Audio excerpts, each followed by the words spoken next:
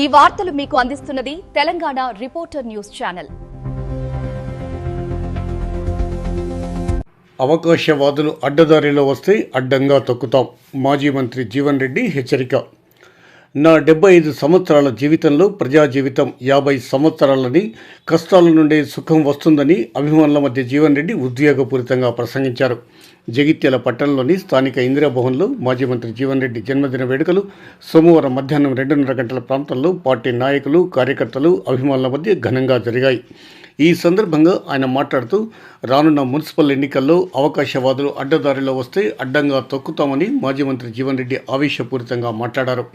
పాండవుల వనవాసం 14 సంవత్సరాలకు ముగిసిందని, అలాగే రాబోయే మున్సిపల్ ఎన్నికల్లో విజయంతో మన అజ్ఞాతవాసం కూడా ముగియనుందని, మన కష్టాలు తొలగనున్నాయని భరోసా ఇచ్చారు. అభిమానం అనేది పదవులతో రాదు. నాకు ఈ అభిమానం పూర్వజన్మ సుకృతం, దేవుడిచ్చిన వరమని మాజీ మంత్రి జీవన్ రెడ్డి సందర్భంగా అన్నారు.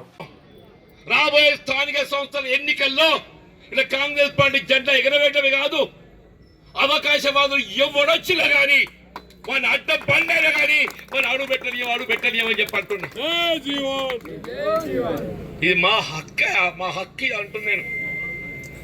మా 10 ఏళ్ల శ్రమకు ఫలితం పొందబోతాం. రేపు మా 10 ఏళ్ల శ్రమకు ఫలితం అని చెప్పంటున్నా. ఎవడైనా అడ్డదారిలో రావాలని ప్రయత్నం చేస్తే అక్కడనే అడ్డంగా తొక్కుతాం అని చెప్పంటున్నాను. జాగ్రత్త. ఈ జన్మదినం అనేది ఏదైతుందో నా చివరి వరకు ఎన్ని చెప్పాను. ప్రజా జీవితం నిజంగా అదృష్టమే. ఇటువంటి జీవితం అందరికి రాదు. ఇక్కడ జీవితం అందరికి రాదు. నన్ను అంటారు అందరూ, అరే ఇది ఏం సార్ కాంగ్రెస్ వచ్చి కూడా మనకి కష్టాలు ఏంటంటే, అరే నాన్న కష్టాలలోనే మనకు గుర్తింపు వస్తుంది. మనకి గుర్తింపు ఎప్పుడు వస్తుంది? కష్టాలనే గుర్తింపు వస్తుంది. సుఖంలో ఎవడు గుర్తిస్తాడే? మేము కష్టాలలో ఉన్నాం కాబట్టి జనం మనం గుర్తిస్తుంది. జనానికి అన్యాయం జరుగుతుంది కాబట్టి జనం మనం గుర్తిస్తున్నారు.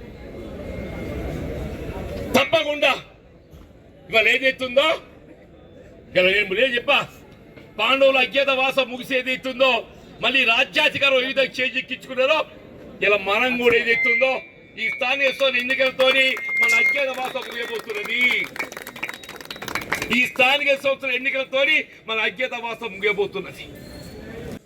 రాబోయే కాలం ధర్మాన్ని, న్యాయాన్ని చెప్పట్టు నేను శ్రీరామచంద్ర ప్రభు ఆదర్శంగా ధర్మం పట్ల ఏదైతుందో నిష్ఠతోని ఆయన ఎన్ని త్యాగాలు చేశారు. కానీ చివరికి ఏదైతుందో యావత్ భూ ప్రపంచం ఉన్నంత కాలం మనకు ఉన్నట్టుగా ఆదర్శ పురుషుడు ఎవరు అంటే శ్రీరామచంద్ర ప్రభు అని చెప్పండి. వారి ఆదర్శంగా తీసుకోవటం. మన మహాభారత యుద్ధంలో ఏదైతుందో అర్జునుడు ఆయన జెండాకి ఎవరు పెట్టుకుంటే హనుమంతుని ఆంజనేయ స్వామిని పెట్టుకున్నాడు. ఆంజనేయ స్వామి ఉంటే ఏదైతుందో ఇవాళ విజయాన్ని ఎవడు ఆపలేడు. మనకు అదే ఆంజనేయ స్వామి రక్ష, ఆంజనేయ రక్ష. అందుకని కొండగట్ట పోయేదైతుందో ఆంజనేయ స్వామి ఆశీర్వాదం పొందొచ్చునని చెప్పంటున్నాను. ఇలా కొండగట్ట పోయి అదే ఆంజనేయ స్వామి ఆశీర్వాదం పొందొచ్చునని చెప్పంటున్నాను. రేపు రాబోయే స్థానిక సంస్థల ఎన్నికల్లో ఇలా జగిత్యాల నియోజకవర్గమే కాదు, మన ప్రభావం ఏ మేరకున్నా కానీ ఆ ప్రభావం అంతా ఏదైతుందో కాంగ్రెస్ పార్టీ జెండా ఎగరవేయడం ఖాయమని చెప్తున్నాను చెప్పండి. నిజంగా మీరు ఇంత అభిమానంతో నాకు అసలు దేవుడు ఇచ్చిన వరం అనుకుంటాను నేనైతే. ఇంత అభిమానం అనేది ఏదైతుందో ఒక పదవితో రాదు. నాకు ఎంత అభిమానం అనేది నా అదృష్టంగా భావిస్తున్నా. పూర్వజన్మం అని చెప్పంటున్నా, నా కన్న తల్లిదండ్రులు చెప్పంటున్నా, నా కుటుంబం అని చెప్పంటున్నా. వారు అందించిన జీవితం ఇవాళ ఏదైతుందో నాకు ఇవాళ మరి ఇంత అభిమానాన్ని రూపొందించింది. నేను కేవలం ఏదైతుందో వాళ్ళు అందించిన జీవితానికి నేను పేరు నిలబెట్టుకుంటున్నా చెప్పండి. వాళ్ళు అందించిన జీవితాన్ని పేరు నిలబెట్టుకుంటున్నా చెప్పండి. దయచేసి అందరం కూడా ప్రజాసేవయే పరమావధిగా మనకున్న అవకాశం మన జీవితం వెళ్ళిపుచ్చాలని చెప్పని ఇంత ఉత్సాహంగా మరి ఈ కార్యక్రమాన్ని నిర్వహింపజేసి నాకు జీవితంలో ఒక తృప్తినిచ్చే విధంగా 75వ సంవత్సరం అంటే ఇక దాన్ని ఏం అంటారు నాకు తెలియదు. ఏముంటుంది అనుకోలేదే. నేను కూడా ఇవాళ జన్మదినం చెప్పండి ఇదేమో అనుకున్నా. నేను లెక్కలు పెట్టారు 75 రావడమే కాదు 50 సంవత్సరాల ప్రజా జీవితాన్ని కూడా ఏదైతుందో నాకు కల్పించేది ఇవాళ జన్మదినం 50వ ప్రజా జీవితం.